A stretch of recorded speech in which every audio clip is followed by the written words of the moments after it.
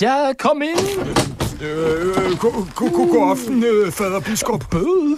Hvad vil du? Jeg har altså ikke gjort noget lovligt. Det var bare dommeren. En eller anden skulle jeg dømme hen. Nej.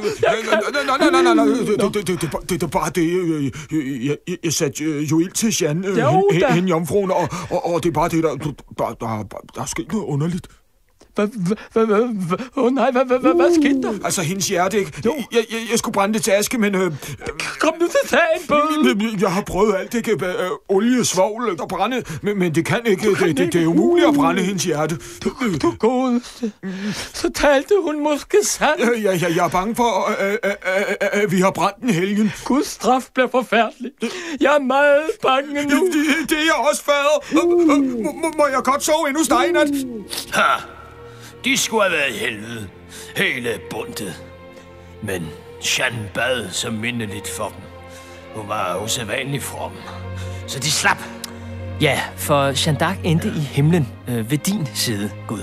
Ja, hun kommer faktisk lige forbi nu. Gør hun det? Jeanne? Nej, det var hyggeligt.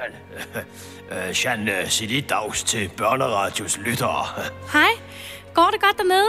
Jo tak, udmærket. Hvad med dig? Tak, men ved I hvad, jeg har faktisk lidt travlt. Jeg skal til korsang. Hej. Hej. Nå. Men ikke nok med, at Jeanne d'Arc endte i himlen. Franskmændene drev faktisk til sidst englænderne helt ud af Frankrig. Så det endte alt sammen, som du vil have det, Gud. Men ellers havde jeg også bare ladet jorden gå under. Og Jeanne blev endda erklæret uskyldig 35 år efter sin død. Retssagen gik om, fordi man mente, at den havde været uretfærdig.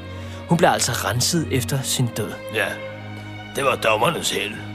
Ellers var de endt i helvede.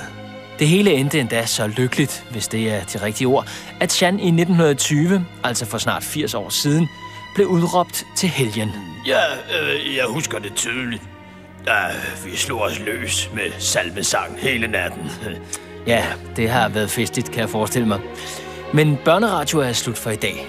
Musikken var med Silverchair, JC, Barcode Brothers, Macy Gray, Shanks og Bigfoot, Me and My, Mono, Nas, og her til sidst blev det Clemens og Petter. I teknikken sad Connie Engstrøm. Undervejs deltog Oliver Sale, Sara Bro og Ole Bøjsen. Jeg hedder Henrik Prætorius, og min medkommentator var Gud. Tak til dig, Gud. Ha' en rigtig god dag.